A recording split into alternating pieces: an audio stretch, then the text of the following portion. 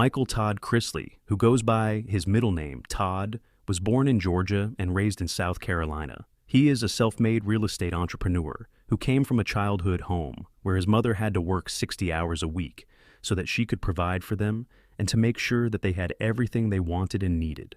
Todd married his high school girlfriend, Teresa Terry, and they welcomed 2 children together, Lindsay in 1989 and Kyle in 1991. The couple decided to go their separate ways. Following their divorce, Todd got married a second time to fellow South Carolina native Julie Hughes, now Chrisley, in 1996. Julie worked at a local bank.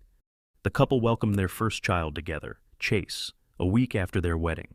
They went on to have 2 more children, Savannah in 1997 and Grayson in 2006, and raised their growing family in the wealthy Atlanta, Georgia suburb of Roswell. Over the years, the couple also faced some challenges, such as Julie's breast cancer diagnosis in 2012 and their ongoing estrangement from Todd's oldest son, Kyle. Todd and Julie rose to fame as the stars of their eponymous reality show, Chrisley Knows Best, which aired on the USA Network from 2014 to 2023.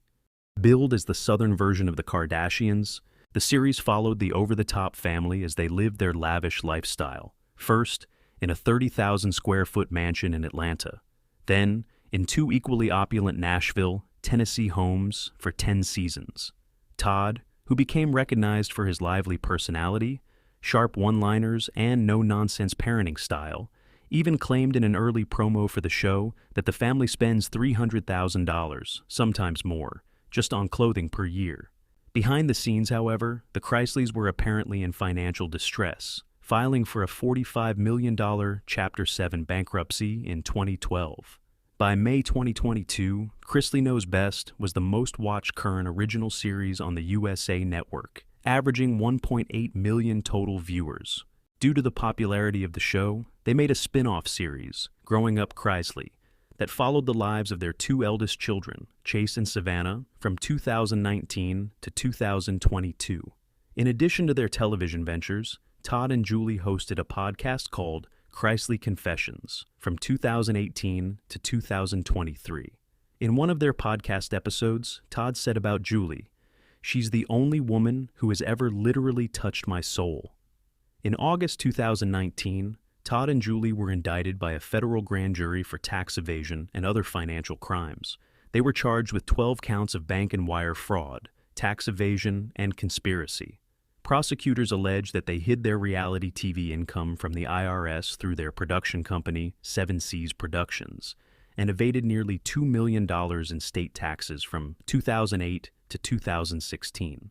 Although the Georgia Department of Revenue cleared the Chrisleys of their $2 million state tax evasion charge in October 2019, their federal charges remained. The couple, who denied any wrongdoing and pleaded not guilty to the charges, headed to trial in May 2022.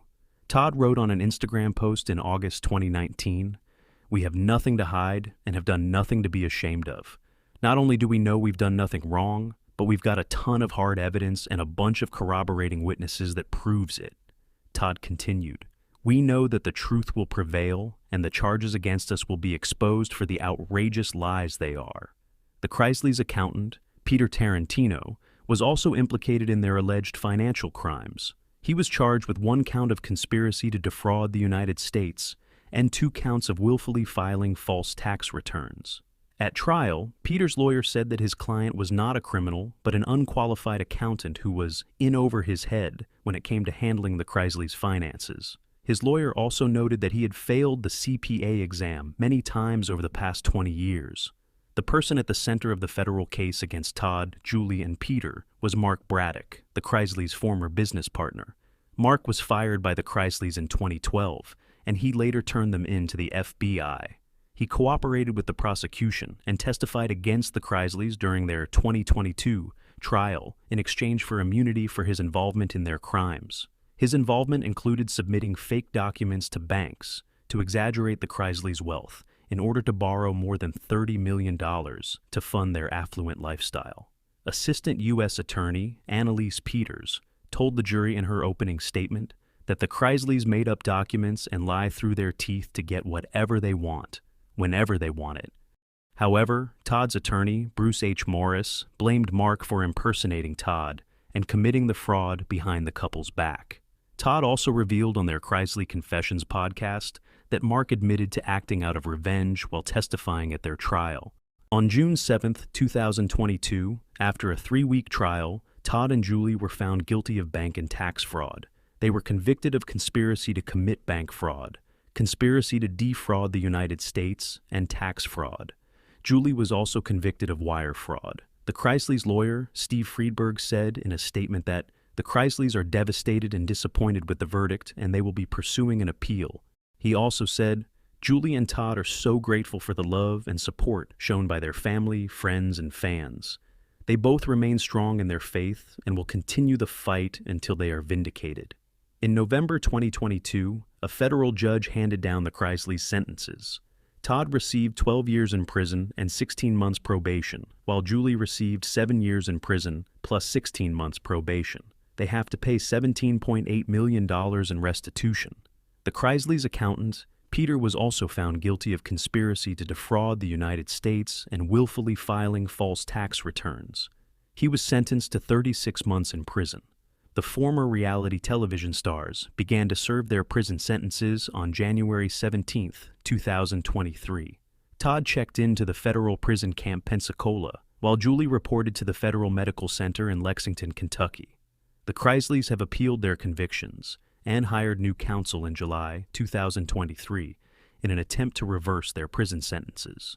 Despite initially being sentenced to a combined 19 years behind bars, the couple received shortened prison sentences in September 2023. Todd's time behind bars was cut by nearly 2 years, with his release date pushed up to January 22, 2033. Julie's sentence was reduced by 14 months, with her release date moved up to October 19, 2028. The new legal team argued that there was misconduct that occurred during the Chrisleys' original trial, but the 11th U.S. Circuit Court of Appeals upheld their convictions in June 2024. However, the panel of 3 federal judges vacated Julie's 7-year prison sentence for tax evasion and bank fraud. The appellate court found that the original trial judge had miscalculated her sentence by holding her responsible for the entire bank fraud scheme, which began in 2006. The judges, though, found insufficient evidence to prove that she was involved before 2007. In a turn of events, Julie's original sentencing of 84 months or 7 years was upheld in September 2024. A judge at the United States District Court for the Northern District of Georgia ruled that her original punishment was sufficient. Julie was also given 5 years of supervised release and over $4.7 million in restitution. According to their son, Chase, their lives behind bars has been a nightmare. In his podcast, Unlocked, he spoke with his sister Savannah about the apparent inhumane conditions his parents were facing in prison. He claimed, "They're both in states where it gets 100+ degrees, and there's no air conditioning." Savannah added, "I mean, air conditioning is the least of it whenever you've got black mold, asbestos, and everything. Lead-based paint, snakes." Todd himself elaborated on the filthy conditions in prison during an interview. He said, "It is so disgustingly filthy. The food is literally, I'm not exaggerating, the food is dated, and it's out of date by, at minimum, a year. It's a year past expiration, and they are literally starving these men to their end here.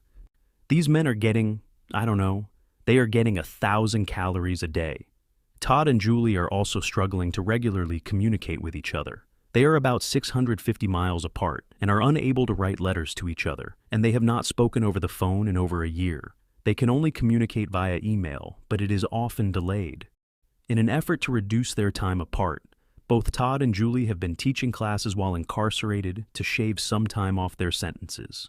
Todd was teaching a finance class, and Julie was teaching a real estate course.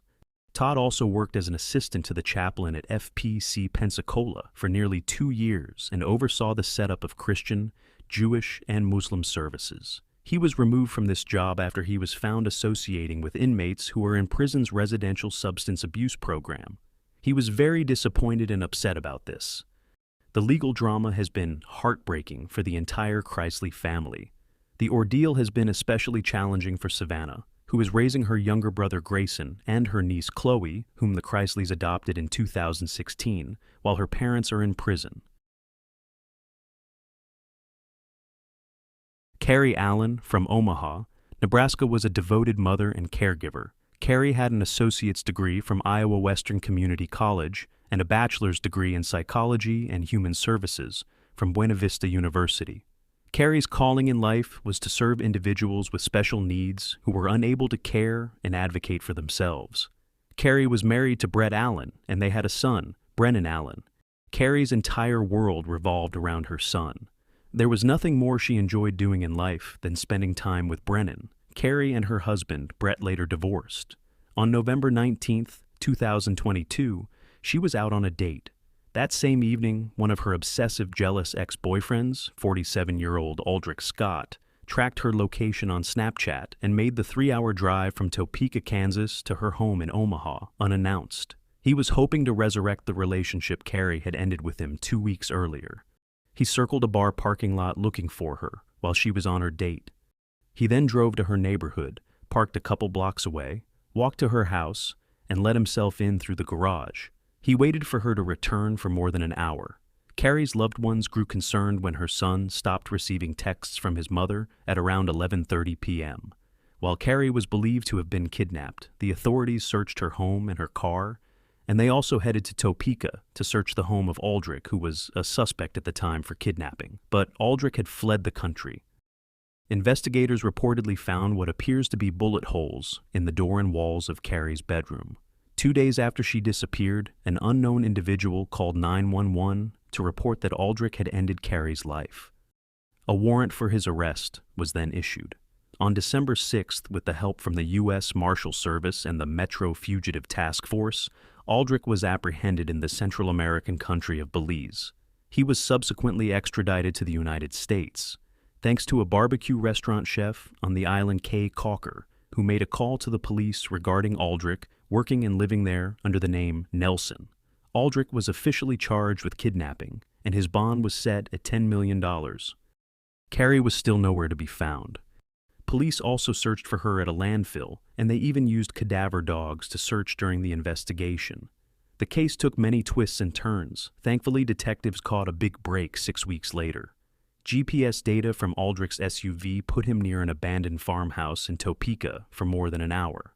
Cari was then found in a shallow grave. She was found in 2 garbage bags. Aldrich was then charged with first-degree charges. An autopsy later confirmed that the cause of Cari's demise was confirmed to have been a gunshot to the chest. With the upgraded charges, Aldrich was denied bond. Aldrich allegedly researched whether he could be arrested in Belize. He also searched his own name as well as Cari's. During Aldrich's first court appearance after his capture, prosecutors said that a handgun, crowbar, nitrile gloves, and sledgehammer were allegedly found in his vehicle. Aldrich's attorney argued that his arrest was unlawful because the deportation was improper, as it happened without a court hearing. During opening statements in the trial that started in March 2024, the defense said that Cari's demise was not a premeditated act. Aldrich testified that he went to Cari's home to talk and to try to get back together with her, but she pulled a gun on him. He said they struggled over the gun, and that's when the gun went off, shooting her in the chest. He claims he acted in self-defense, and after the gun went off, he panicked and ran. The second day of testimony revealed the haunting exchange between Aldrich and his ex-girlfriend, Cari, on Facebook Messenger the night of her demise. According to her friend, Aldrich was blowing up Cari's phone while she was on the date.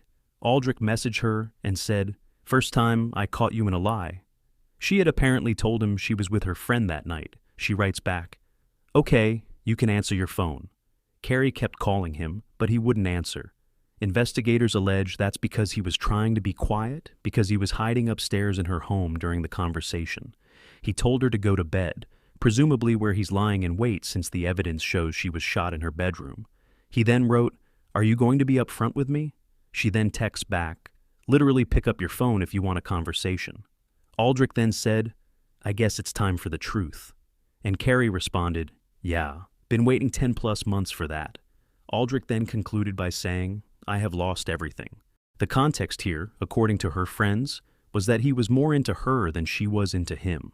The week that Cari lost her life would have been their 1-year anniversary, but she had broken off the relationship a couple weeks earlier.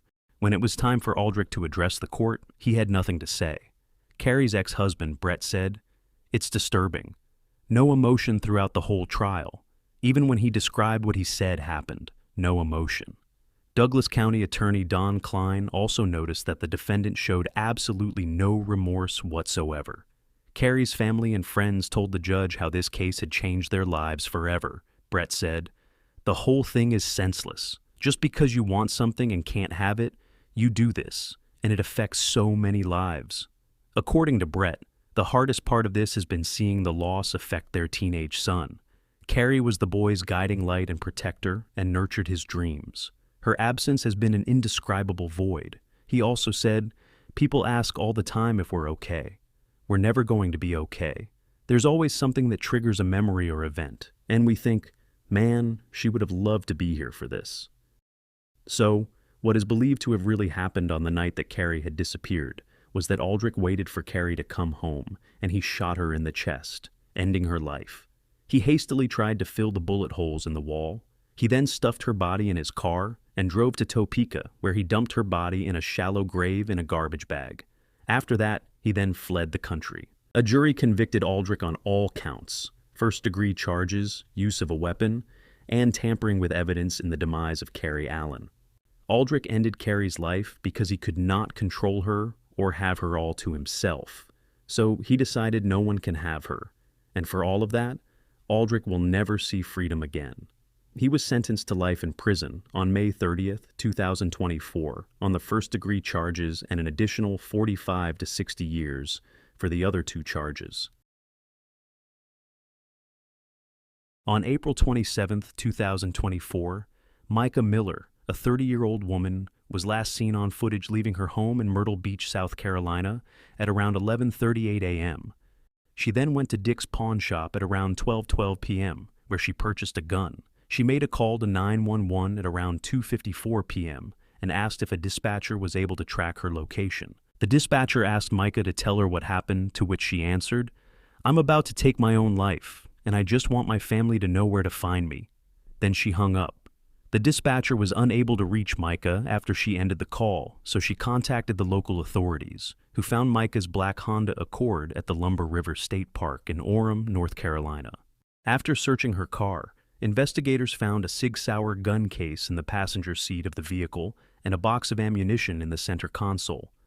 They also found a receipt for the handgun from the pawn shop and the receipt from a convenience store in the vehicle. Both receipts were from that same day. While they were searching for Mica in the park, an individual who wishes to stay anonymous approached the police, telling them he found a bag near the edge of the water and that he heard crying and a gunshot while he was fishing. He found Mica's belongings, which included a Bible, her driver's license, and $500 in what looked like a fanny pack. He did not, however, find or see her body. He did speak with the police and wasn't the only one who called the police. Law enforcement received another call from someone saying they had found a body in the water. An officer went to the scene and called in the North Carolina Medical Examiner's Office, who identified the victim as Mica. While searching the area around where Mica's body was found, police discovered a Sig Sauer handgun with a serial number matching the gun case found in Mica's car. Police also found Mica's phone and saw that she had done a search for National Parks Near Me, which showed a result for Lumber River State Park. Just weeks before her passing, Mica posted a video on Facebook about abuse, offering advice for people who may be in an abusive relationship. Some believe the video is proof that she was in an abusive relationship herself. In her video, she said, "God hates divorce. But why? According to everybody I've asked, the scriptures I've found, it's because it hurts people. But does abuse hurt people? How do you think God feels about that?" Mica was married to John Paul, also known as JP. JP is a pastor at the Solid Rock at Market Common Church in Myrtle Beach, South Carolina. Mica was employed as the church's creative director. They got married on November 7th, 2017, when Mica was just 23 years old, and JP was 38 years old. They did not have any children together, but JP had 5 children from his previous marriage, which ended in 2016. Mica and JP were married for 7 years. JP has a criminal history of assault and battery. which he pleaded guilty for in 1999.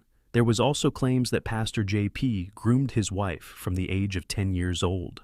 Mica was concerned about her own safety for months leading up to her demise. She believed someone was watching or following her. On March 11th, Mica told officers her tires had been slashed near Springmaid Pier in Myrtle Beach. That same day when she went to repair her tires, she found a GPS tracking device on her car, which she also reported. Reports showed this was the second time her tires were slashed in a week's time. Mica had an idea of who the person was that was responsible for doing these things to her, and that he has a history of similar actions against her. Officers did not have enough evidence to charge the suspect who bothered Mica again just hours later. A Facebook group called Justice for Mica pointed out a statement in her obituary that they felt was odd. It reads, "She would praise her husband after every church service, telling him he was the best preacher in the world, even if it wasn't true. She also told him he was the funniest preacher in the world, even though that wasn't true either." The day after Mica passed, JP announced her demise to his congregation, claiming she had taken her own life after struggling with mental illness. He said, "I got a call late last night. My wife has passed away. It was self-induced and it was up in North Carolina." Just before he announced her passing, he was laughing and appeared entirely at ease. The pastor asked the congregation not to discuss her demise inside the congregation. The medical examiner said Mica lost her life because of a self-inflicted gunshot wound to the side of her head. But family members have asked authorities to investigate her demise, which they say came just 2 days after she filed for divorce. According to reports, Mica filed for divorce once on October 9th, 2023, though the request was dismissed in February 2024. 2 days before her demise, she filed for divorce again. The recently released toxicology report showed that there were no illegal substances or alcohol in her system at the time of her demise. The report also stated that no autopsy was performed because no foul play was indicated. Concerns for the wound on her hands being marks of self-defense were addressed, with the report stating that the injuries were minimal and likely occurred post-mortem as her body was extracted from Lumber River State Park. The report also discusses Mica's known mental health struggles, including an earlier attempt to take her own life via firearm in 2022, and subsequent hospitalization for it. Mica's family has openly stated their beliefs that JP was involved in Mica's passing. Her sister, Sierra Francis, and her brother, Nathaniel Francis, each gave an affidavit to the county of Horry in which they stated their reasons for their family's accusations. Sierra's affidavit alleged that Mica expressed to her that she was fearful she would not make it to the divorce and that her life would be taken from her. Sierra said, "Mica stated to me on many occasions, if I end up with a bullet in my head, it was not by me, it was JP." The affidavit also alleged that Mica had seen people following her and believed that her husband had hired them to keep track of her location. Sierra states that JP later confirmed this in a sermon she watched. Nathaniel's affidavit stated that Mica forwarded him an email from JP in which he apologized for slashing her tires and damaging her car. He also said that the email continued with JP saying it angered him when Mica put her family before him, and that made him want to hurt her. JP's words read, "When someone hurts me, I try to hurt them back rather than forgive, and instead of me forgiving you, I just attack and try to cause pain." Nathaniel also stated that Mica had expressed a fear of JP and a desire to escape. Investigators have confirmed that JP had spent the night of April 26th to 27th in Charleston, South Carolina, at a sporting event, and was seen driving the Highway 17 bypass in Horry County at 2:22 p.m., approximately 20 minutes before Mica's 911 call. JP's attorney, Russell B. Long, released a statement refuting the accusations of abuse, citing Mica's prior history of mental health struggles. Russell mentioned her bipolar disorder causes paranoia and self-destructive behavior if unmanaged. Russell also said, "Some of the reports made by her in the recent past are nonsensical. This unfortunate reality underscores the importance of destigmatizing mental health and ensuring those affected receive appropriate support and treatment." JP was released from his position as pastor of Solid Rock at Market Common on May 5th. The notice from the church states he was released for a time of healing, counsel, and guidance, pursuant to our governing instrument. JP filed to seal all court records pertaining to the case on June 11th. The filing stated that sealing the records would avoid unnecessary embarrassment for him and his late wife. Mica's family lawyer refused the request.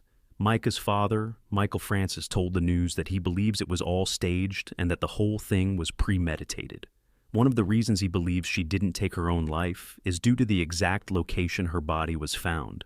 He said, "The bank where the bird boxes and stuff is where the shell casings and such were found, and the gun was found for that right in the water. And then her body was about 40 meters away, and the water there doesn't flow at all. It's just stagnant." In an interview, JP was seen wearing a necklace like the one his wife was frequently pictured in, including on the day of her demise. During the interview, he breaks down in tears, saying, "She was the greatest wife anyone could ever ask for. We spent every night together, just talking and talking." No suspects have been named in connection with Mica's demise, and it is unlikely for that to change, as the cause of her passing was determined to be self-inflicted. A police report shows that Mica also contacted officers accusing her husband of sharing an indecent photo of herself on a Facebook group called Big Boobs and Nice Curves. Friends of Mica said they don't believe she took her own life. Mica's lawyer, Regina Ward, who represented Mica in her divorce proceedings, told reporters she doubts that Mica took her own life. Regina said, "I'm concerned the scene was investigated for the purposes of looking for evidence to support a finding of someone taking their own life, as opposed to investigating the scene." She also has concerns about how the Robeson County Sheriff's Office conducted its investigation. She told NBC News that police did not corroborate JP's whereabouts with other witnesses, and that Mica's remains did not undergo an autopsy or gunshot residue test. Regina also questioned why Mica did not leave behind a note and described her as someone who wrote journal after journal after journal. Regina last spoke to Mica on April 25th, 2 days before her demise, and she seemed very engaged in building a life where she would be free from JP. As for Mica's 911 call, Regina said the 30-year-old's voice sounded different than normal, and she speculates that she could have been under the influence of something. In May, Sheriff Bernice Wilkins said in a press release, "Unfortunately, rumors and conspiracy theories were spreading quickly, and assumptions were being made. However, in the end, we must make decisions based on the facts and evidence that has been gathered. While I know it's not what many people wanted to hear, the evidence is quite clear and compelling, and we are as saddened as anyone that this occurred. There are many factors that we have reviewed that occurred over an extended period of time that are probably related to the reason for this investigation. But in the end, sadly, a tragic decision was made by Mica that ended her life. Mica's family is currently fighting to have her last name either restored to her maiden name or removed posthumously, as she had filed to have it changed before her demise. If the change is approved, all official documents will reflect that decision. In February 2025, it was announced that JP is accused in a new lawsuit of indecently assaulting a 15-year-old girl decades ago. On October 28, 2023, Matthew Perry was found unresponsive in a hot tub at his home in Los Angeles, California. He was pronounced deceased at 4:17 p.m. that same day at the age of 54. Matthew was an American and Canadian actor. He gained international fame for starring as Chandler Bing on the NBC television sitcom Friends. He also starred in many other shows and films. For most of his life, Matthew suffered from severe addictions to illegal substances and alcohol. Matthew was born in Williamstown, Massachusetts. His parents separated when he was a year old, and his mother remarried. He was mostly raised by his mother in Ottawa, Ontario, but he also lived briefly in Toronto and Montreal. He attended Rockcliffe Park Public School and Ashbury College, a boarding school in Ottawa. He had 4 younger maternal half-siblings, as well as a younger paternal half-sister. Matthew started misbehaving when he was 10 years old. He stole money, smoked, let his grades slip, and he beat up fellow student and future Canadian Prime Minister Justin Trudeau. He later said he behaved like that because he felt like a family outsider after his mother started having kids with her new husband. At age 14, he began consuming alcohol, and by the time he was 18, he was drinking every day. Matthew practiced tennis, often for 10 hours per day, and became a top-ranked junior player in Canada with the possibility of a tennis career. but his prospects diminished when he moved from Ottawa at age 15 to live with his father in Los Angeles, where competition was much tougher. At 15, Matthew began studying acting at the Buckley School, a college preparatory school in Sherman Oaks, Los Angeles, from which he graduated in 1987. While in high school, he took improvisational comedy classes at LA Connection in Sherman Oaks. Matthew had a perfectionist and obsessive personality, spending many hours perfecting his answering machine message. He also believed in God, with whom he had a very close relationship, calling himself a seeker. He became an alcoholic at the age of 14. He also became addicted to pain medication after a jet ski accident in 1997. He completed a 28-day rehab program at the Hazel and Betty Ford Foundation that same year. He took as many as 55 pills per day, which caused his weight to drop 128 pounds, 58 kilograms. 3 years later, in May 2000, at the age of 30, he was admitted to Cedars-Sinai Medical Center with alcohol-induced pancreatitis. In February 2001, Matthew paused productions of Friends and Serving Sarah for 2 months so that he could enter inpatient rehabilitation for his addictions to the pain medication and alcohol. He said later that, due to his substance use disorder, he had no memory of 3 years of his work on Friends. Matthew said in 2002 he had tried not to drink on the set of Friends. Sometimes he did arrive with extreme hangovers and would shake or sweat excessively on set. During the later seasons of the series, he was frequently intoxicated on set. His castmates made efforts to help him, even staging an intervention, but they were unsuccessful. Through his recovery, he became an advocate for rehabilitation and a spokesperson for the National Association of Substance Court Professionals. In 2013, he received the Champion of Recovery Award from the White House Office of National Substance Control Policy. In 2018, Matthew spent 5 months in a hospital for a gastrointestinal perforation. While he was in hospital, he nearly passed away due to his colon bursting from substance abuse. He spent 2 weeks in a coma and used a colostomy bag for 9 months.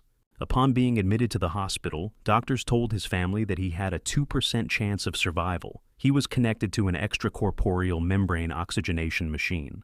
2 years later, while attending rehab in Switzerland, Matthew faked pain to get a prescription for 1,800 milligrams pain medication per day and was having daily ketamine infusions. He was given propofol in conjunction with a surgery, which stopped his heart for 5 minutes. The resulting CPR resulted in 8 broken ribs. He paid $175,000 for a private jet to take him to Los Angeles to get more substances.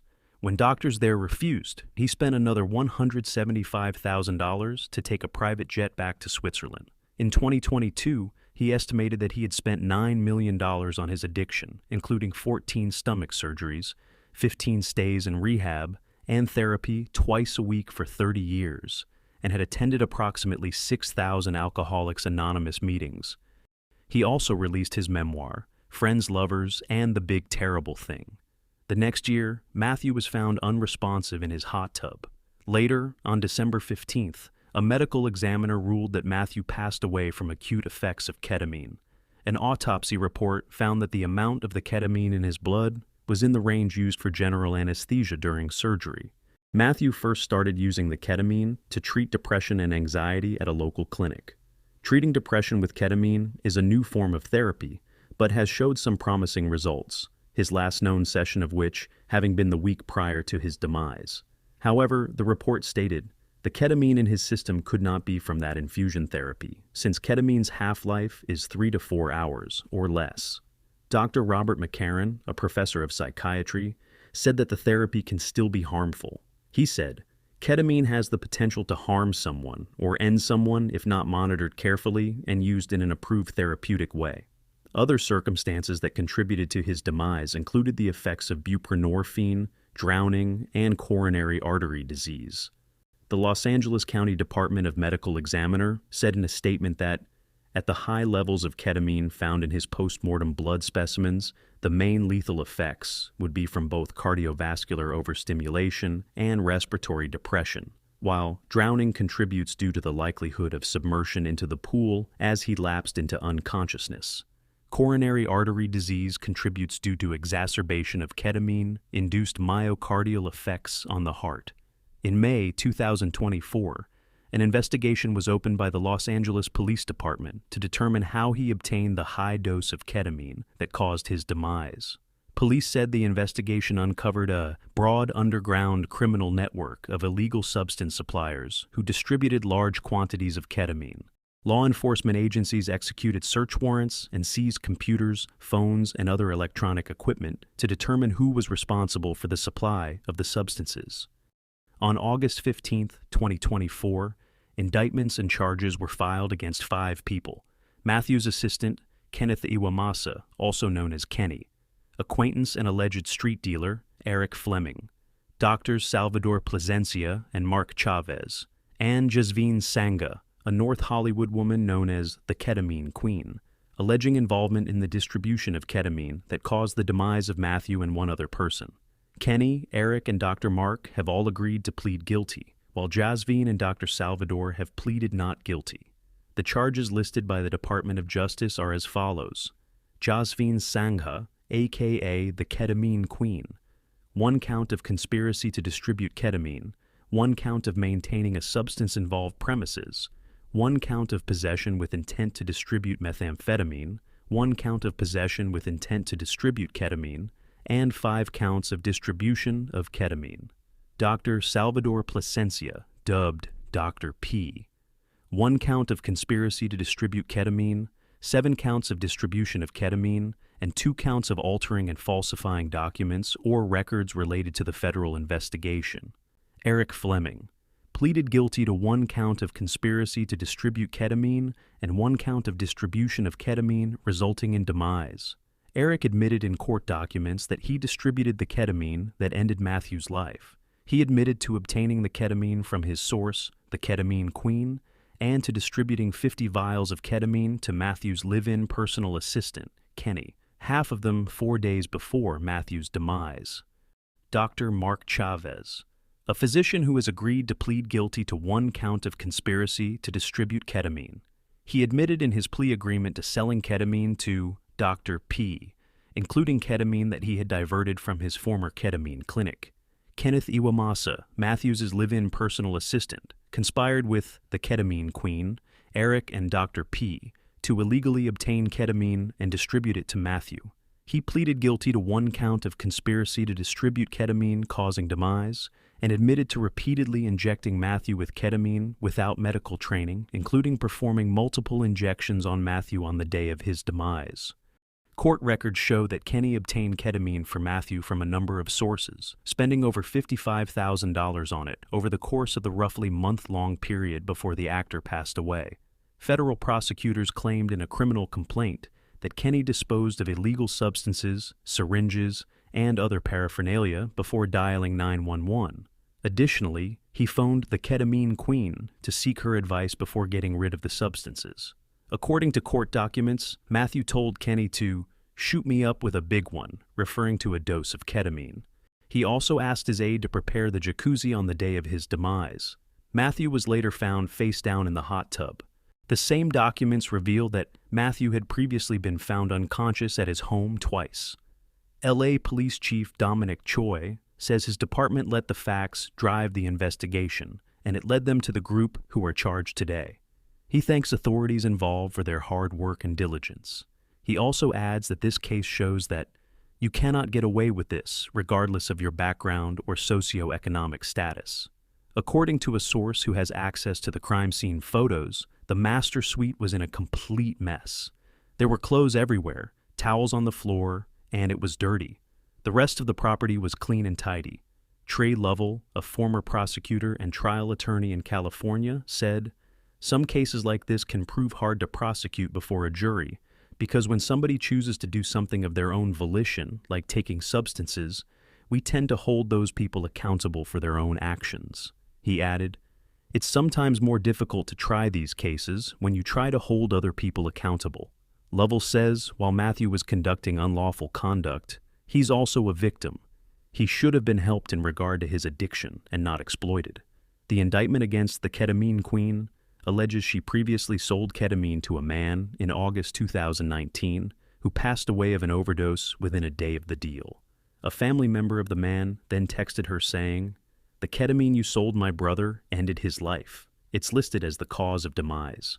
Within days of receiving the message, she did an internet search for, "Can ketamine be listed as a cause of demise?" Authorities say this confirms that she knew ketamine could be fatal. During a news conference, we heard how authorities tracked communication between the 5 defendants. Authorities say the suspects charged used coded languages in messages, calling ketamine things like Dr. Pepper or bots or cans. In one exchange, Dr. P wrote, "I wonder how much this moron will pay," in reference to Matthew. Another of his texts said he wanted to be Matthew's go-to for substances. In one text, the ketamine queen referred to her ketamine source as the scientist and master chef. After Matthew's demise, investigators say she sent a message to one of the other suspects telling him to delete all their messages. Court documents show that 2 days after Matthew's demise, co-conspirator Eric texted the ketamine queen saying, "Please call. Got more info and want to bounce ideas off you. I'm 90% sure everyone is protected. I never dealt with Matthew, only his assistant, so the assistant was the enabler."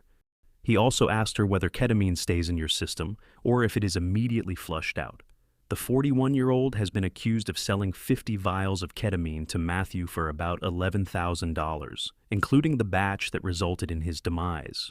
She has been described by authorities as a substance trafficker who knew the ketamine she distributed could be fatal. A search of her North Hollywood home uncovered a substance emporium, according to authorities, and strongly suggested that she was supplying many other people. The investigation into Matthew's demise focused on who supplied the ketamine that led to his fatal overdose. Kenny injected Matthew with ketamine on October 28th, resulting in his demise and serious bodily injury. Kenny had never received medical training and knew little, if anything, about administering and/or treating patients with controlled substances. Co-conspirator Dr. P was well aware of Kenny's inexperience.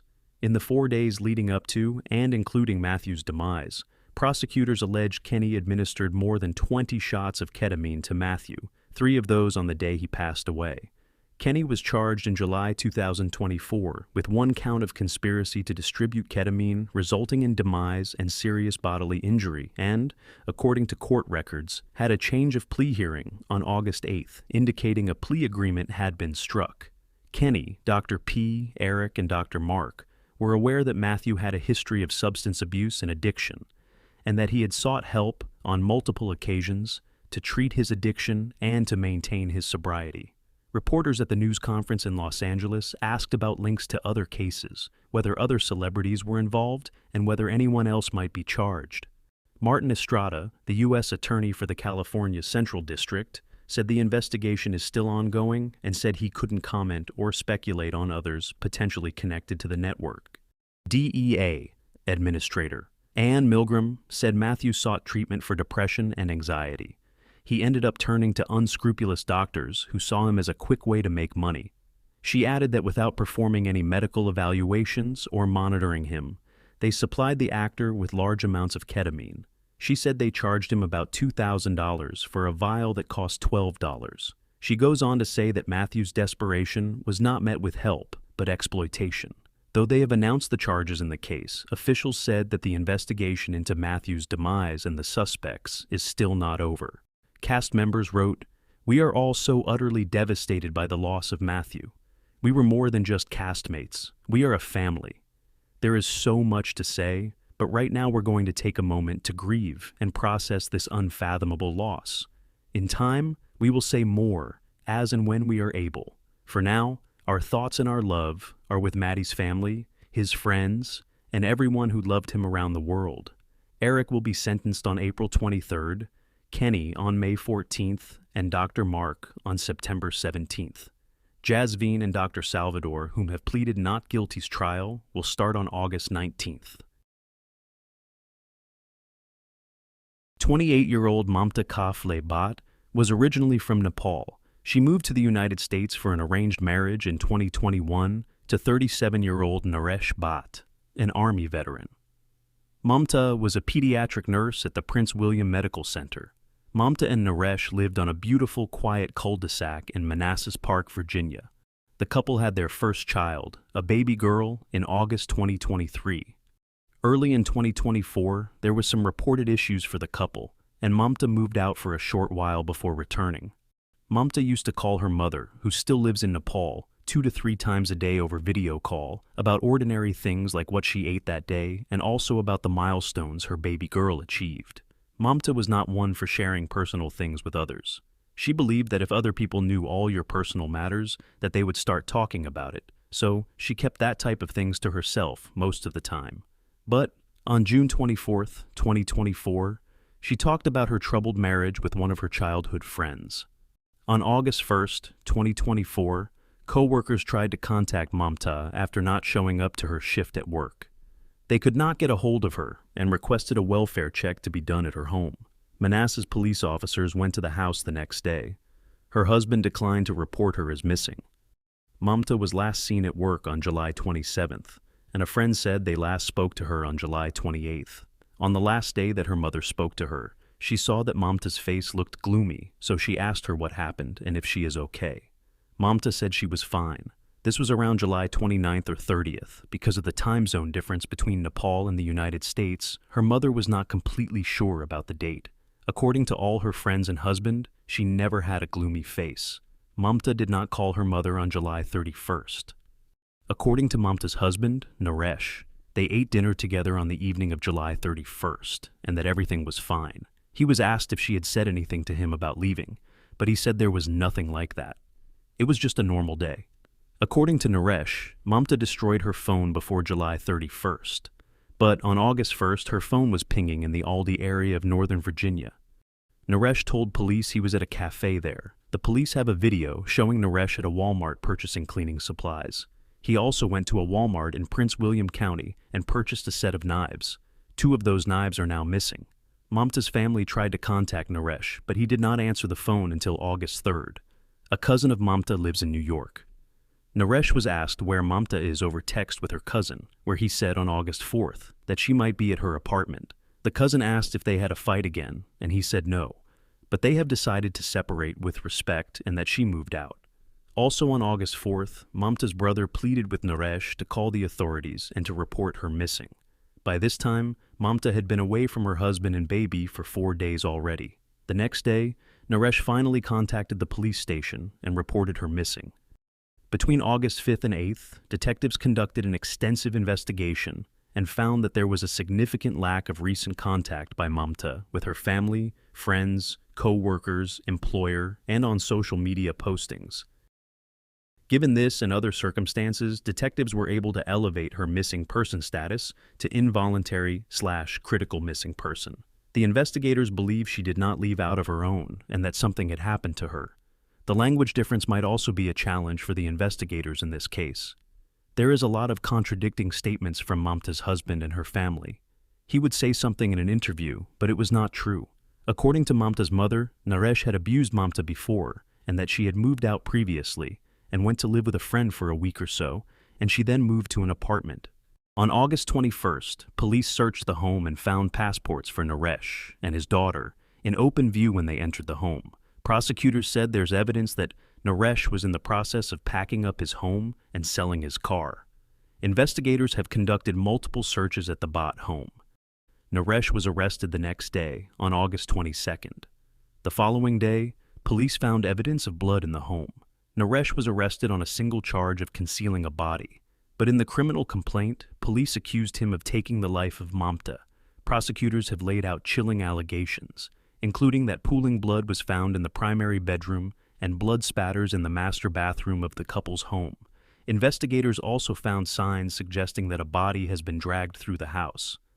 On August 27th, during a brief court appearance in Virginia, Naresh waived both his preliminary hearing and the grand jury indictment to accelerate the proceedings. As Naresh Bhatt remains in jail awaiting trial, Virginia's speedy trial law requires the prosecution to bring the case to trial within 5 months. The Commonwealth has continued to press forward with the charge against Naresh, despite admissions that they are not sure that Mamta is deceased. As they continue to investigate a case, they are unable to prove. It is why they are attempting to delay this trial for as long as possible. The search for Mamta has turned up empty so far. Authorities say she likely lost her life in a bloody struggle at their home. Her friends fear she is no longer alive for one main reason. She never would have missed her daughter's first birthday. Naresh appeared in court on September 13th, one day after investigators executed another search warrant at the couple's Virginia home. A judge said prosecutors have an obligation to turn over any evidence that could be favorable to the defense. 2 items were granted: a record of communication between Naresh and the police, and a video of Mamta leaving work at the hospital on July 27th. Defense attorneys said Mamta canceled her Uber ride home and got into a car with someone else. The driver has not been identified and has not come forward. The defense claims that she is still alive. The defense claims that prosecutors and the press have spread inaccurate allegations that Naresh did not want to file a missing person report. The requested evidence would show that police told Naresh that he should wait several days and call them back if Mamta did not return. Retired FBI agent Jennifer Koffendorfer said that the purpose of requesting the video from the hospital is to look for a third-party option to account for where Mamta is. Angel Rodas does not know the Bhatt family personally, but was at the hearing Friday. She said, "I'm a mother, grandmother, and I'm also a survivor. If you're going to leave, you're going to take your kid with you. Let's get the facts straight. Mamta has a voice. We, the community, are her voice. Say her name." Extensive searches for evidence in parks and wooded areas has also been unsuccessful. Investigators have recovered the family's blue Tesla, which Naresh reportedly sold shortly after Mamta disappeared. GPS data from the Tesla may provide further clues. Naresh is due back in court on September 16th as prosecutors and the defense attempt to agree on a start date for the trial. Prosecutors say the defense is missing the key piece of evidence, Mamta's body. The defense wants to start the trial sometime in December 2024 or early January 2025. Prosecutors want more time and have requested a late January or early February 2025 date. Police are asking anyone who had contact with Naresh Bhatt between July 28th and August 5th to come forward and contact them at 703-361-1136. The trial is expected to begin in September 2025.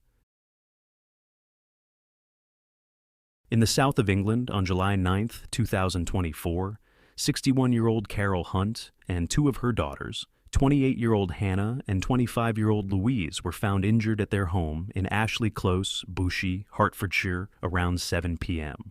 The 3 women passed away a short time later at the scene. Hannah was a beautician, and Louise owned and ran a dog grooming business. They had another sister named Amy, who was the eldest of the 3 children. Their father and husband to Carol was BBC Radio 5 Live and Sky Sports racing commentator John Hunt. The 3 women were at their home when Louise's ex-boyfriend, 26-year-old Kyle Clifford, had requested to collect some of his belongings after the relationship had ended recently. Kyle was a former security guard and soldier who briefly served in the Queen's Dragoon Guards. He went to the home at around midday on July 9th. That was when he attacked them. Hannah was able to text someone pleading for help, telling them she had been tied up at the family home. The text asked the unnamed member of the public to call the police, telling them the person responsible was still at the house. She was then able to call the police herself, reporting that she had been shot, as had her mother and sister. She was able to give her address before the call got cut off. Kyle fled the scene. Armed police were sent to the house just before 7 p.m., with ambulance staff in attendance. When the officers arrived at the house, they found Hannah alive in the main doorway of the home, with a crossbow bolt still in her chest. The 3 women were seriously injured, and first responders attempted to treat them, but all 3 succumbed to their injuries on the scene. Carol lost her life from stab wounds to her chest and abdomen, while her daughters both lost their lives from crossbow bolt injuries. The police appealed for the public's help locating Kyle, warning them that Kyle was considered armed and dangerous and to call the police rather than approach him. Following a 22-hour manhunt mostly in the London borough of Enfield, police found Kyle injured in a cemetery near his home in Enfield at around 6 p.m. the next day on July 10th. Police also recovered the crossbow. Kyle was initially treated for his injuries at the cemetery before being taken to the Royal London Hospital.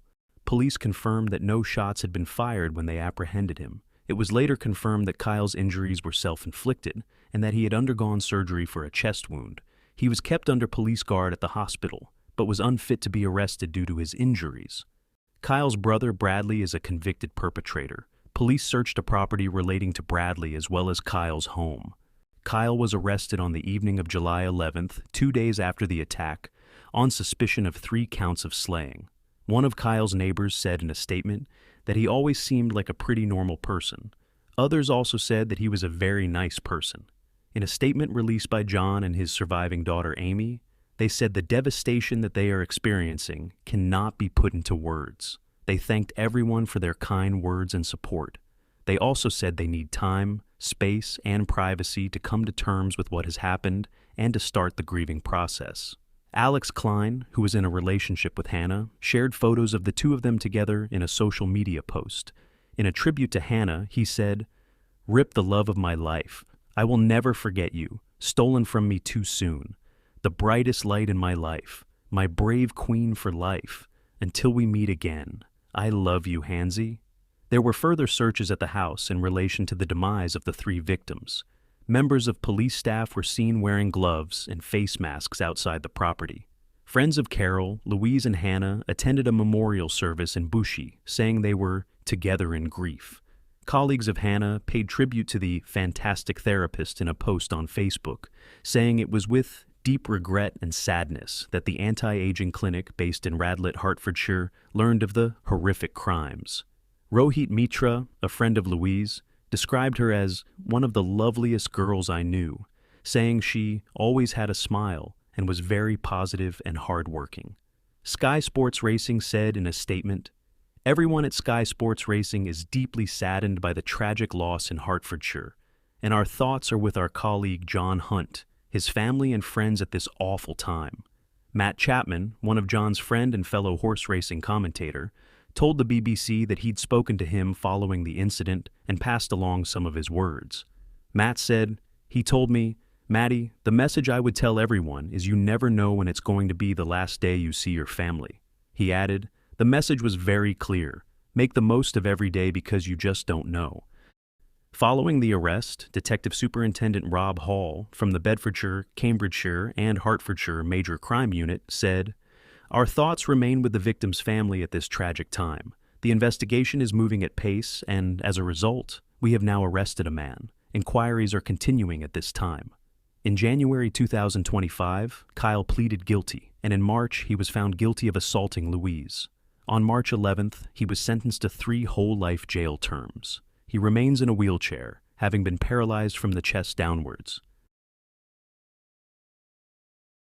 Jennifer Faber Dulos, from Connecticut, was born in New York. Jennifer graduated from Brown University and later earned a master's degree in writing from New York University Tisch School of Arts. She was a stay-at-home mother and made her living as a writer, and she also had her own blog. Fotis Dulos was born in Turkey but grew up in Greece. He also went to Brown University and later earned an MBA in finances from Columbia Business School. His first marriage started in 2000 to Hilary Vanessa Aldama and lasted for 4 years. Fotis founded a real estate development company. He started emailing Jennifer while he was still married to his first wife.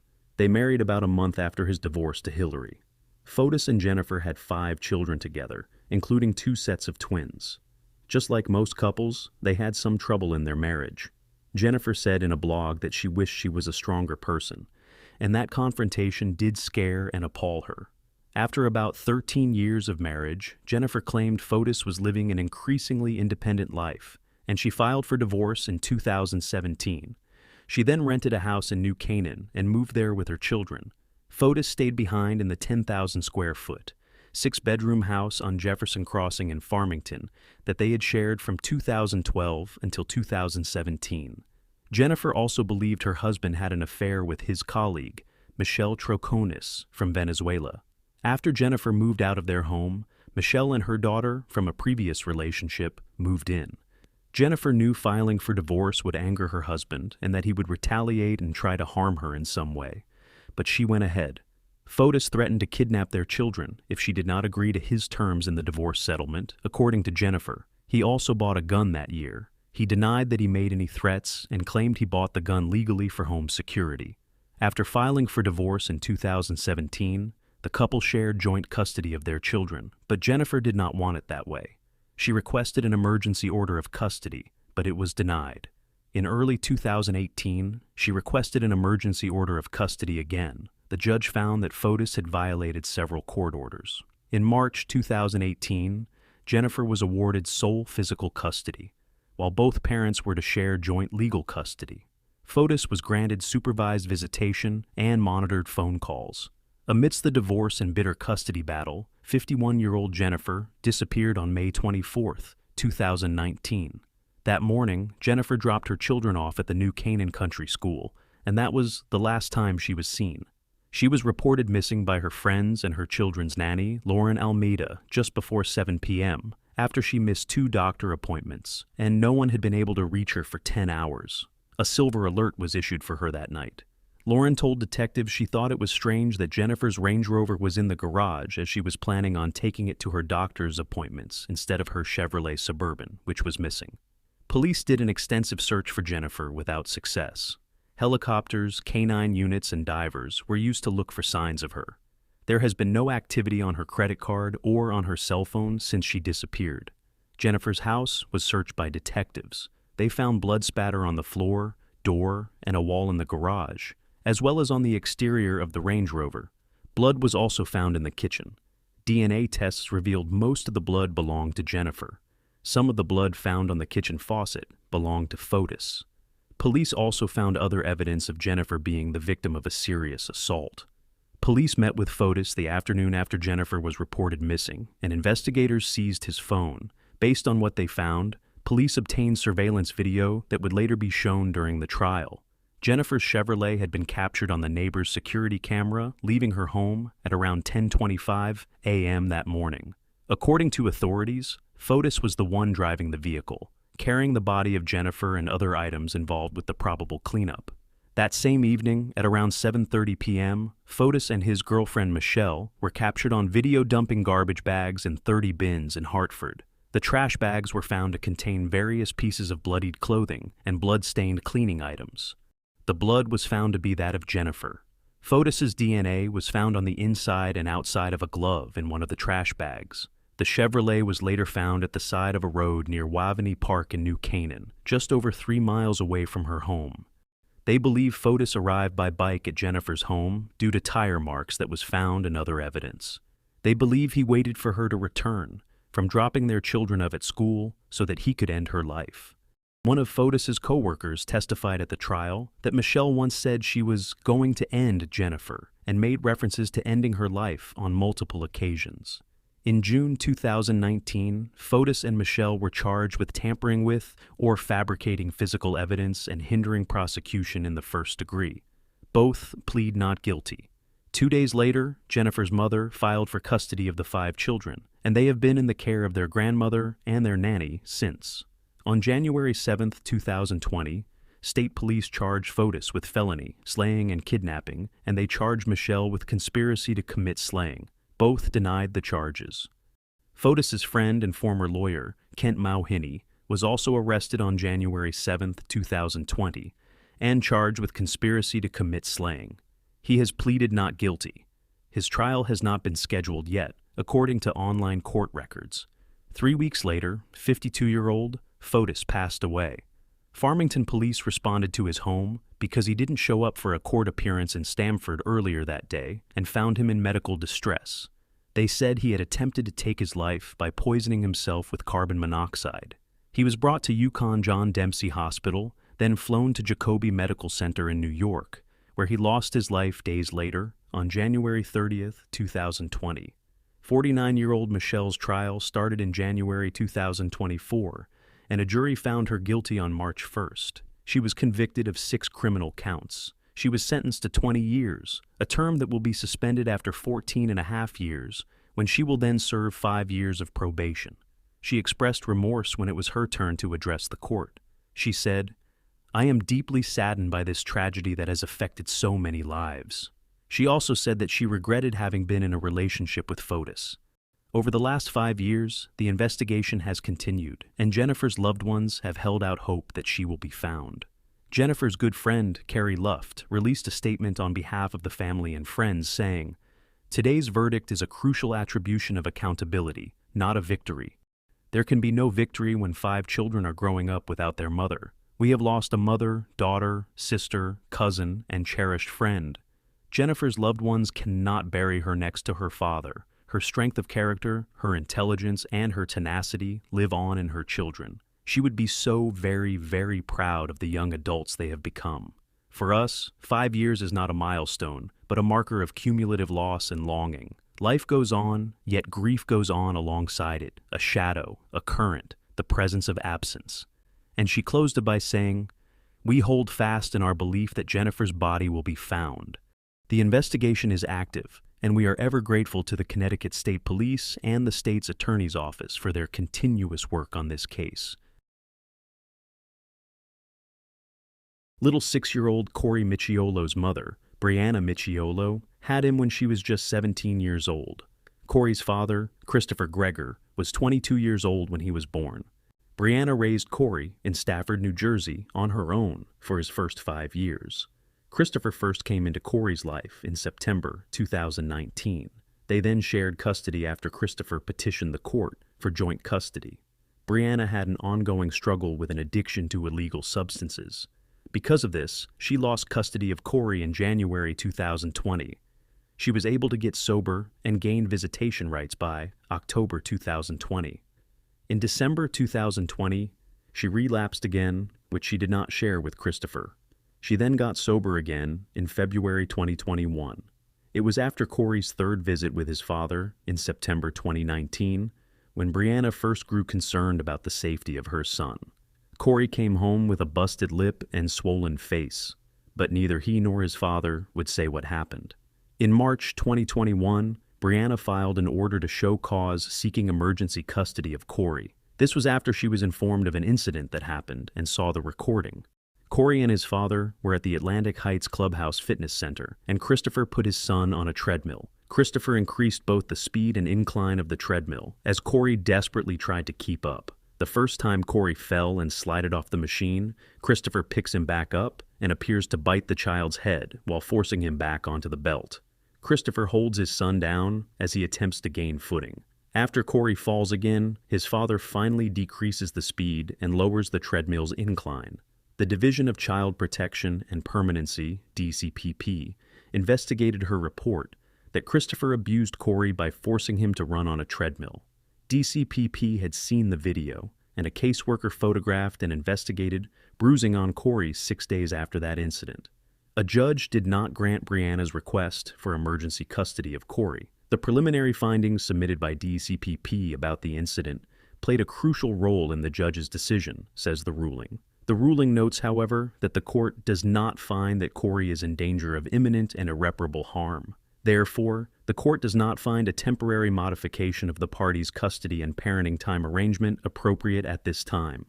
On April 1st, 2021, Brianna had Christopher take Cory to the doctor. It was at this appointment that Cory allegedly revealed that his father forced him to exercise because he was too fat. Brianna dropped off Cory at Christopher's home, as was ordered by the court, at about 9 a.m. the following day. Later that day, Christopher brought the limp body of his 6-year-old son, Cory, to an emergency room at a hospital. He then phoned Brianna to let her know. Christopher said that Cory woke up from a nap, stumbling, slurring his words, and he experienced nausea and shortness of breath. Cory had a CT scan where he began having seizures.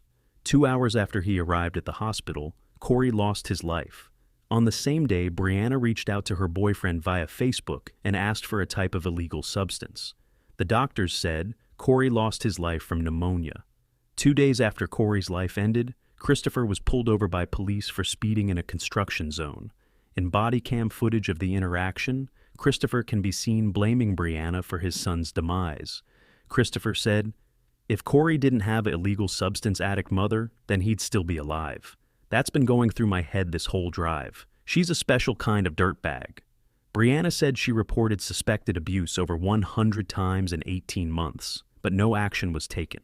Brianna wants to know why it was only after her son's demise that the DCPP took her claims seriously that Cory's father was abusing him.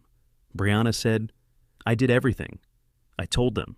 I filmed his bruises. I recorded him telling me and my sister and my mother what his father was doing.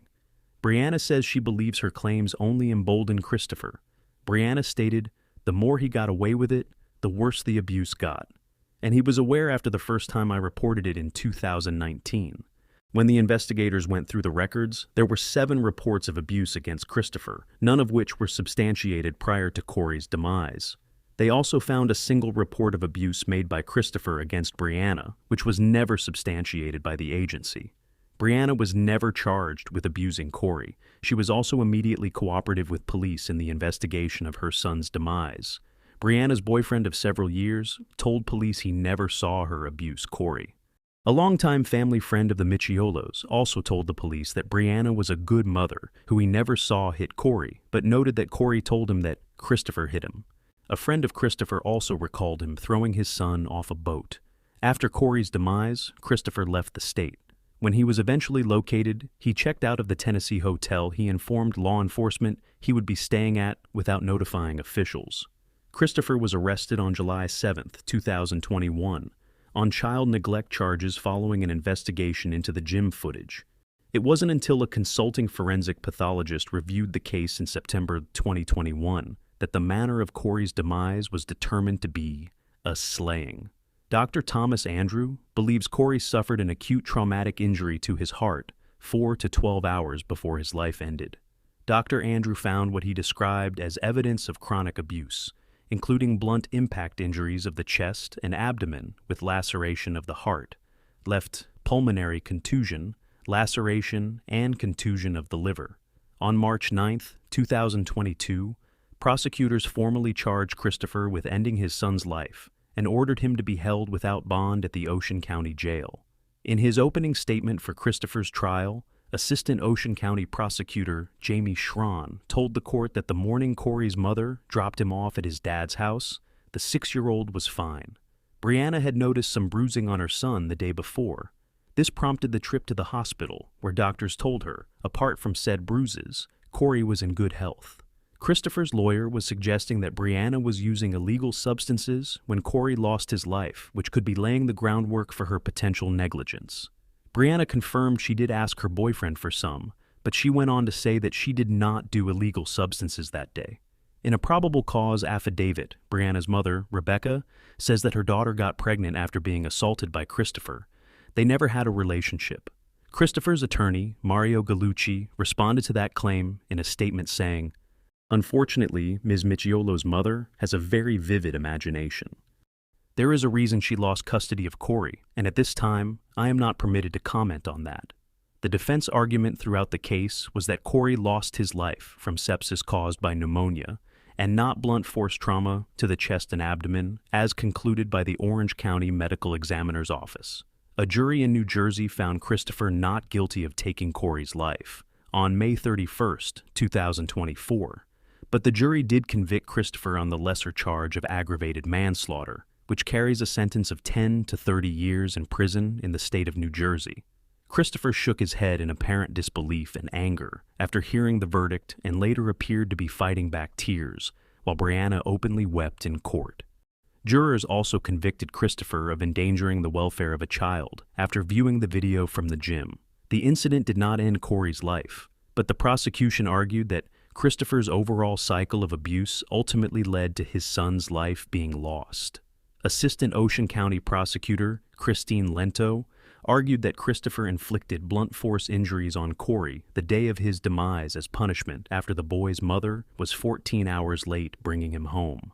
Mario Gallucci, Christopher's attorney, said his client was not surprised by the verdict. He also said his client knew it was just the first step in a long battle. Gallucci confirmed that Christopher plans to appeal the jury's verdict. Christopher was sentenced on August 2nd, 2024 to 25 years in prison. An emotional Brianna said, "We're happy with the verdict and we thank the prosecutor's office. He deserves to be in jail. He's a very bad man." Bethany Ann attended First Baptist in Rosemount, Minnesota, where she excelled both on the basketball court and in the volleyball arena. Her love for music led her to play the flute. As a young girl, she even pretended to teach her toys, foreshadowing her future as an educator. Bethany's passion for teaching led her to Hyles-Anderson College and later to Maranatha Baptist University, where she pursued her master's in teaching. She dedicated herself to shaping young minds, leaving an impact at First Baptist. When the pandemic struck, she chose to work alongside her sister, embracing her role as a bookkeeper and saleswoman at Pioneer Industries International. Bethany's love for volleyball extended beyond the classroom. She coached at the Hammerhead Club and most recently at Breck High School. Her presence on the court was nothing short of angelic. She was always smiling, encouraging her teammates, and striving for excellence. Bethany's kindness and compassion touched everyone she encountered. Bethany met Josh Israel at an Apple Valley Volleyball Open Gym. Initially hesitant, she eventually said yes to his persistent pursuit. Their love blossomed, and they eloped to Jamaica during the height of the pandemic on April 30th, 2021.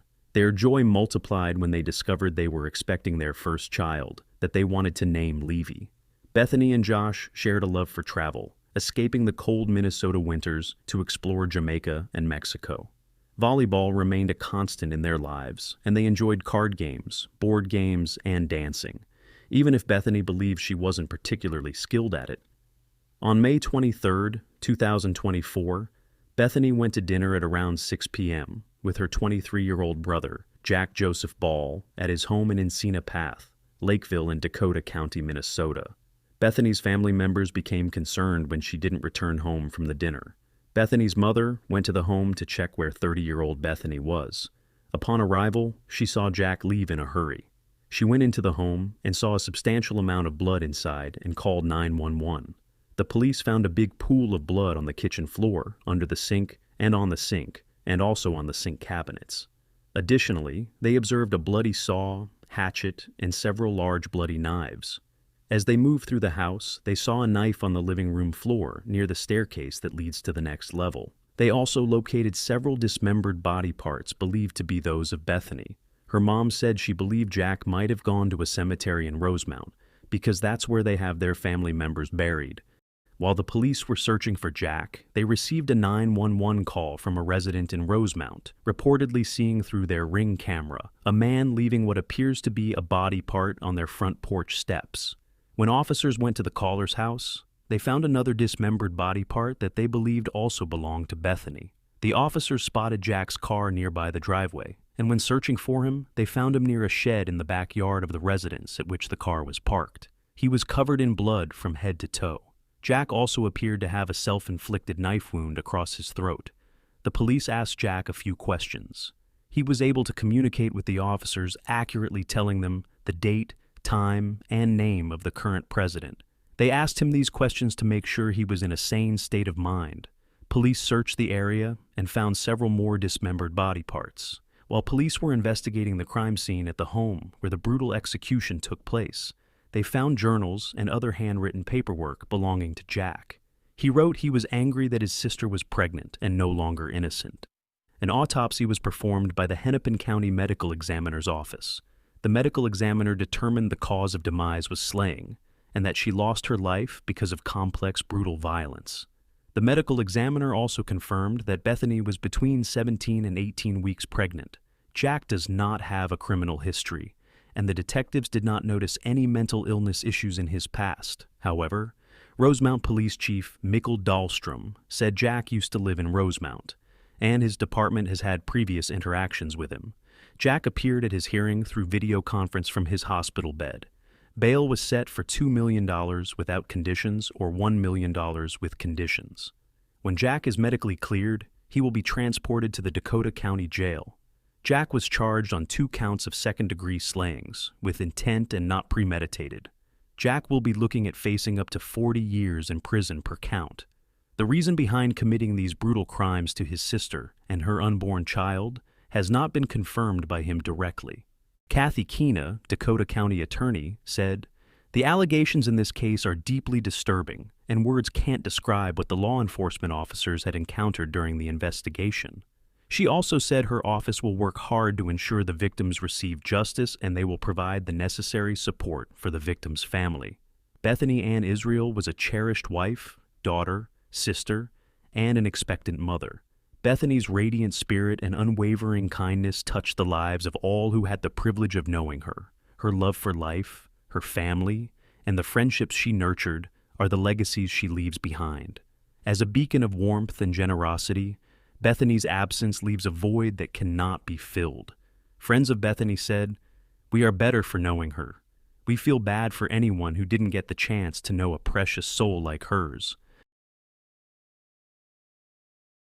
Tragedy struck Yukon, Oklahoma, on the morning of April 22, 2024, when a 10-year-old boy called 911 after he woke up and found his parents and 3 brothers lifeless in their home. Police responded to the call around 9:35 a.m. at 2804 Mirage Street, and they found the 5 bodies at the home.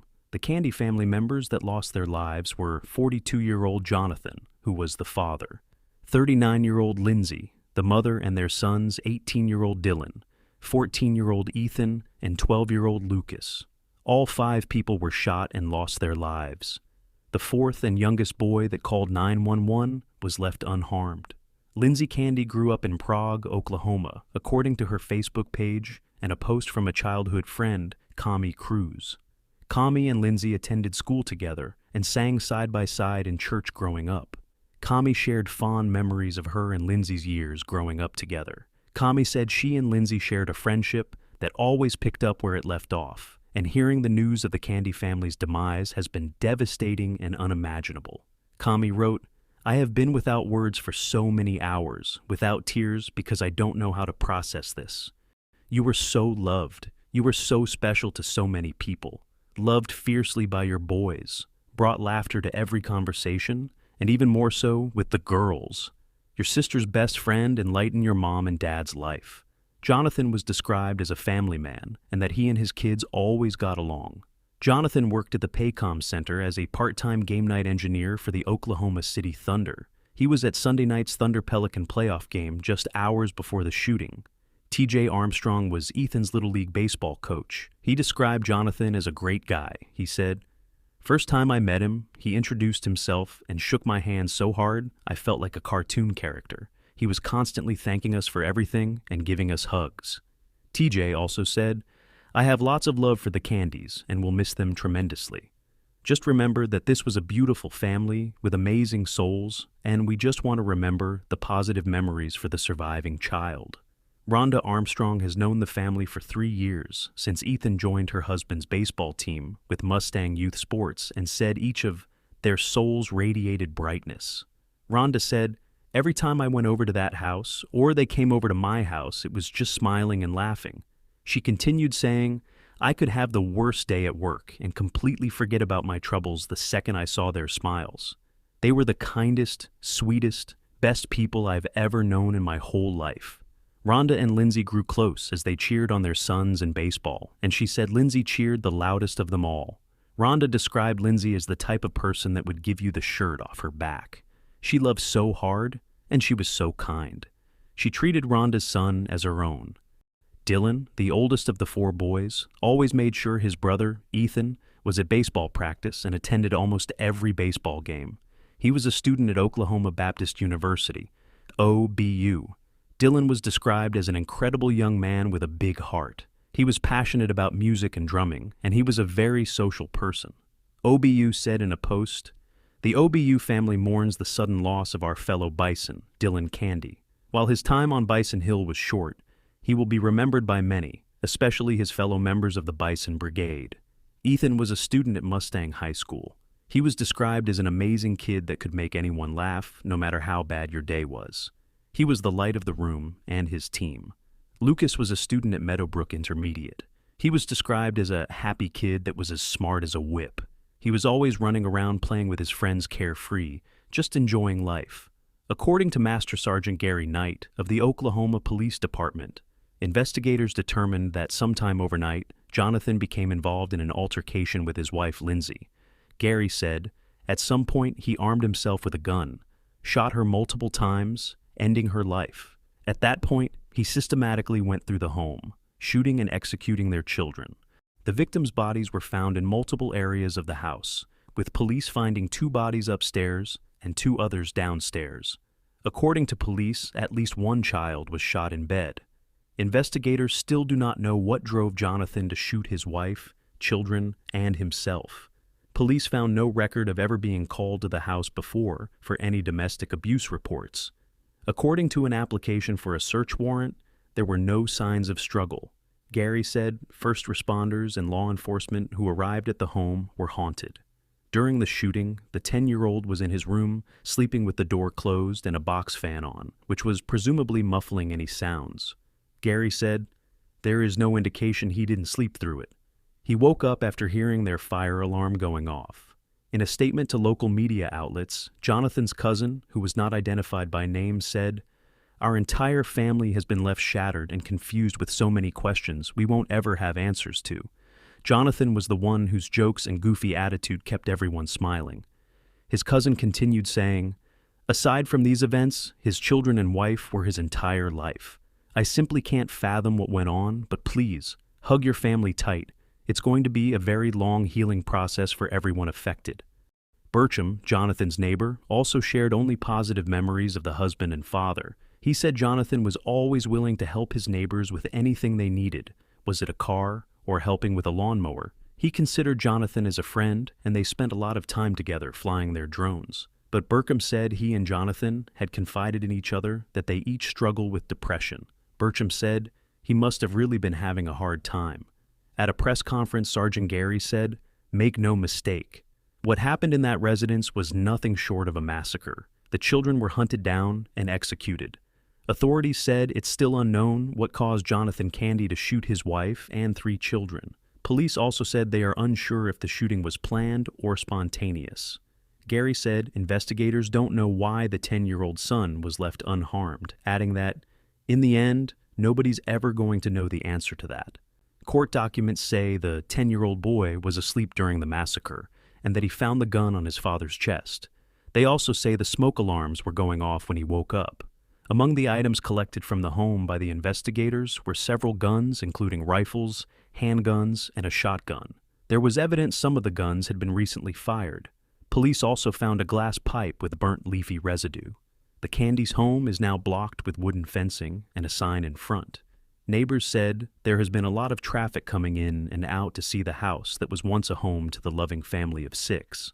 What is still unknown about the case is the motivation behind the massacre, why the 10-year-old boy was left unharmed, and how many guns were used in the shooting or in the home. Sergeant Gary said that police are no longer investigating the case and don't expect to release any further information. However, the Chief Medical Examiner's office will determine the final cause and manner of demise for each individual. Those autopsy reports could take weeks or even months to complete. The 10-year-old boy was placed with family, and they said he is doing as well as can be expected, and they are in the process of setting up a trust for him. His uncle, Brent Remorowski, said, "My nephew is a sweetheart, and he's going to need a lot of help to get through this. People love the kids. I've gotten a ton of messages from everyone. It's truly heartwarming the love people have for them." The loving uncle set up a GoFundMe that will cover funeral costs, as well as counseling, education, and his nephew's well-being. On August 29, 2024, former Boston College hockey star, 31-year-old Johnny Gaudreau, and his brother, 29-year-old Matthew Gaudreau, lost their lives in a biking accident in Oldmans Township, New Jersey, close to their hometown of Salem County. They were in their hometown to serve as groomsmen in their sister's wedding that was supposed to be the next day. Both brothers played hockey at Boston College. Johnny won the Hobey Baker Award in 2014, given to the best college hockey player. After college, he went pro and was drafted by the Calgary Flames. He was known as Johnny Hockey for his elite play. Johnny was a finalist for the Calder Memorial Trophy, the NHL's award for the best rookie, and he won the Lady Byng Memorial Trophy in 2017 as the league's best offensive performer with top sportsmanship. After 8 seasons with the Flames, he signed a 7-year contract with the Columbus Blue Jackets in 2022. Matthew graduated from Boston College in 2017 and went on to play for several minor league teams, most recently the Worcester Railers in 2022. He had been the head coach of their high school team, Gloucester Catholic High in New Jersey, over the last 2 years. On August 29, 2024, Johnny and Matthew were biking on Country Route 551 North just after 8 p.m. when a driver suspected to be under the influence attempted to pass another car and fatally hit the brothers with his Jeep. The driver, 43-year-old Sean M. Higgins, stayed at the scene. The trooper that responded to the crash noted that Sean's breath smelled of alcohol. Sean later failed a sobriety test and admitted that he had 5 to 6 drinks before the fatal crash. Sean was taken into custody. Sean said he believed his aggression while driving was due to the alcohol he had consumed. Sean had been arrested in 2005 on a suspected DWI charge in North Carolina, where the charges were dismissed due to the responding officer not appearing in court. Sean had been driving behind 2 vehicles on the county road when the crash occurred. He moved left of center to pass one of the vehicles. The second vehicle had moved to the left to go around the Gaudreau brothers. Sean went around that vehicle on the right towards the shoulder, where the brothers were cycling. The police have not released information about the speed at which Sean traveled during the crash. Sean had a virtual court appearance on August 30th, where he was seen wearing a vest called a safety smock, which is normally worn by inmates who have thoughts of self-harm. Sean then briefly appeared in court in New Jersey on September 5th, this time without the vest, for a pre-trial detention hearing. He is facing several traffic charges and 2 counts of demise by auto. The investigation into the crash is still ongoing. After only a few seconds, Judge Michael Silvanio postponed the hearing until September 13th, when the attorneys will present the judge with additional documentation on whether Sean should remain in jail. He has been in jail since the crash. Sean was told not to discuss his case with anyone. Boston College spokesman Jack Dunn said in an email that they are stunned by the tragic news. He said, "Johnny was not only one of the greatest players in the history of Boston College hockey, but one of the nicest as well. Matthew was a gifted player who was equally beloved by his teammates. Our prayers are with Johnny, Matthew, and the entire Gaudreau family at this time of unimaginable loss." The day after the accident, family spokesperson Jim Gaudreau said on social media, "Last night we lost 2 husbands, 2 fathers, 2 sons, 2 brothers, 2 sons and brothers-in-law, 2 nephews, 2 cousins, 2 family members, 2 teammates, 2 friends, but truly 2 amazing humans. Johnny was married to Meredith, and they have 2 kids together, a daughter named Noah, who turns 2 in October, and a son Johnny that is 7 months old. Their family of 4 would have been a family of 5, as Meredith revealed at the funeral on September 9th that she is 9 weeks pregnant with their 3rd child. Matthew was married to his wife of 3 years, Madeline. Madeline is also pregnant with their first baby, Trip. At the funeral in her speech, Madeline said to Meredith, "There is one person in this world that knows the exact feeling I am feeling, and that is you. And for that I am sorry. The loss of a husband, a father, our comfort. I promise I will always be there for you and the kids, and that we will honor the lives of our husbands together, hand in hand, alongside their family and friends." Sean has pleaded not guilty, and his next court date is scheduled for April 15th. Renowned cage fighter Conor McGregor has been accused of assaulting a woman in her Dublin hotel room in December 2018. 35-year-old Nikita Hand claimed 36-year-old Conor attacked and assaulted her.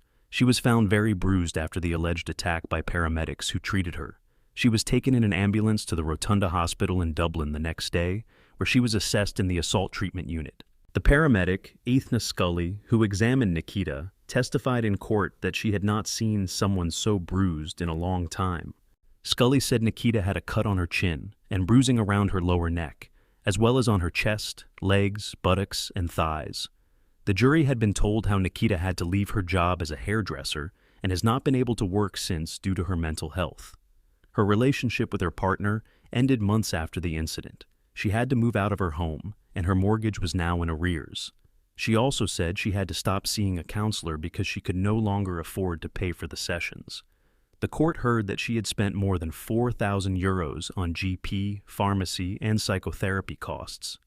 Nikita, a mother of 1, told the court how Conor had pinned her to a bed before assaulting her. She was left with extensive bruises and abrasions over her body, including on her hands and wrists. There was a bloodied scratch on her breast and tenderness on her neck after she said she was placed in a chokehold by Conor. He denied causing the bruising, saying it could have happened after she swan dived into the bath in the hotel room. The jury had previously heard that on the day of the attack, Nikita and her colleague Danielle Keeley went to the hotel's penthouse suite with Conor and James after their work Christmas party. They gave evidence of how they had been partying all night from December 8th into the next morning. They had been heavily drinking and taking illegal substances. Nikita had also taken a case against another man, 35-year-old James Lawrence of Dublin. She alleged that he assaulted her by having non-consensual intercourse with her in the Beacon Hotel on the same night out. The jury found that James did not assault her. The jury at the High Court in Dublin found that the Irish mixed martial arts fighter is guilty on November 22, 2024, of assaulting Nikita in December 2018. He has been ordered to pay her €250,000 in damages. After 8 days of evidence and 3 days listening to closing speeches and the judge's comments, the jury of 8 women and 4 men spent 6 hours and 10 minutes deliberating before returning with its verdict. Both men had denied the claims by the 35-year-old hair colorist and said that they separately had consensual intercourse with her at the hotel almost 6 years ago. Conor shook his head after the jury read out that Nikita had won her case against him. He was accompanied by his partner Dee Devlin, his parents, his sister, and his brother-in-law. He sat in the back row of the court, between his partner and mother Margaret. Nikita cried and was hugged by her partner and supporters. Speaking outside the court, Nikita said her story was a reminder that no matter how afraid you might be to speak up, you have a voice. Nikita told reporters that she was overwhelmed and touched by the support she had received. She added, "I want to show my daughter Freya and every other young girl and boy that you can stand up for yourself if something happens to you, no matter who the person is, and that justice will be served." In a post on X, Conor said he would appeal against the verdict, and he thanked all his supporters worldwide. He said that he is with his family now and is focusing on his future. 32-year-old Durk Devontae Banks, known professionally as Lil Durk, is an American rapper. He was born in the Englewood neighborhood on the south side of Chicago, Illinois. His father has been incarcerated since he was 7 months old. Growing up, he had a great deal of responsibility at home, and his family had gone through some tough times, sometimes not even having enough food. Durk became a father at the age of 17. He then started taking his career more seriously, and he dropped out of school at Paul Robeson High School in order to join the Black Disciples, a street gang in Chicago. Durk is a 4-time Grammy Award nominee. He founded the Chicago-based collective and record label Only the Family in 2010, which included the rapper King Von. In late 2011, Durk was arrested on a weapons charge. He was released on bond but was later sentenced to 3 months. On June 5, 2013, Durk was arrested after throwing a loaded .40 caliber handgun into his car when the police approached him on South Green Street in Chicago. Durk was charged with the unlawful use of a weapon by a felon, and he was held on $100,000 bond. His lawyer claimed to have 9 witnesses who could confirm that Durk was innocent.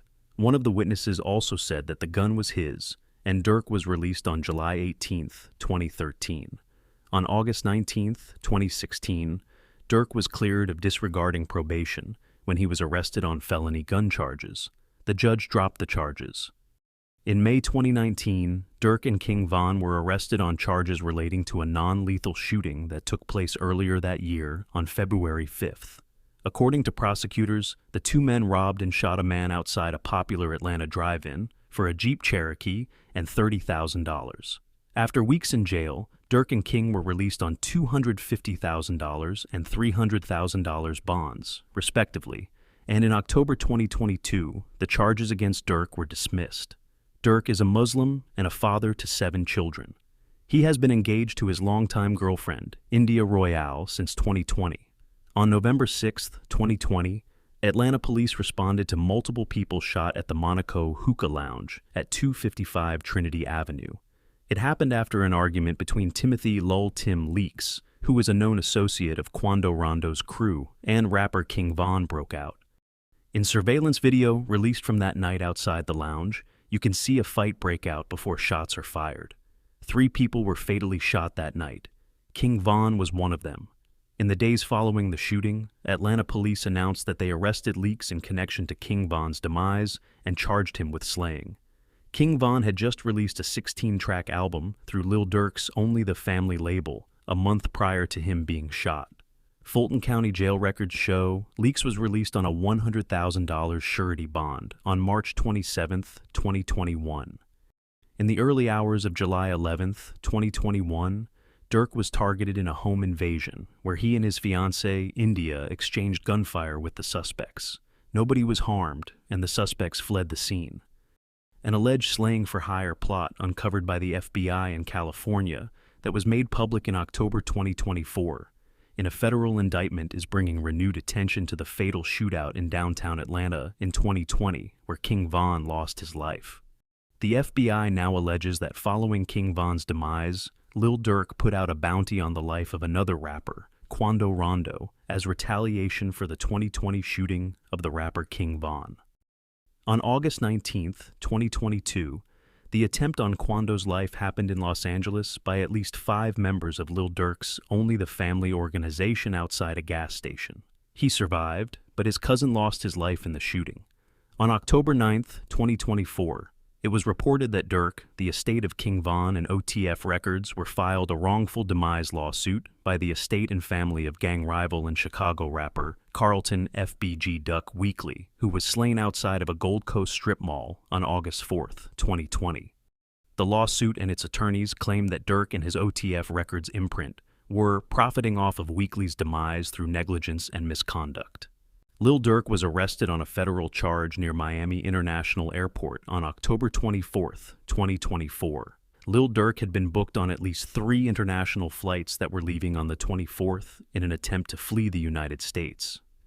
Lil Durk appeared in the U.S. District Court for the Southern District of Florida on the 25th. He remained in federal custody and was expected to be arraigned in Los Angeles in the coming weeks. He was charged with conspiracy to use interstate facilities to commit slaying for hire, resulting in demise. Representatives for Lil Durk had not responded to a request for comment. Those accused of conspiring with Lil Durk, Kayvon London Grant, DeAndre Dontrell Wilson, Keith Jones, David Bryan Lindsay, and Asa Houston, were arrested in Chicago also on October 24th, and will also be arraigned soon in Los Angeles. Prosecutors say that, in addition to being a hip-hop collective, OTF is a gang that engages in slaying and assault at the direction of Lil Durk, and to maintain their status in OTF court documents say that the hitmen were offered rewards, including lucrative music opportunities, if they contributed to Quando's demise.